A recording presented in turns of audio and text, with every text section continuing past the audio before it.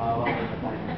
Huwag siyang pagtaguan, huwag magpapakita kapag December 25 lang, magpakita kung maaari araw-araw. Sa gayon, merong gagayahin sa inyong mabuti, si Natanya. Dahil kayo ang idol o model ng sabi nga ng ating katekista, a child learns through imitation. So please set a good example that Natanya can imitate from. Alright? Mga kapatid, halina tumuhong sa buong may kapal, upang maghiling ng kalinai, si Natanya na batang ibinyagan, ang magulang, iyong natinang at ang buo niyang sambayan ng banal. Ang ating itutugon sa bawat panalangin, Panginoon, dinggin mo kami, ulitin natin. Panginoon, dinggin mo kami.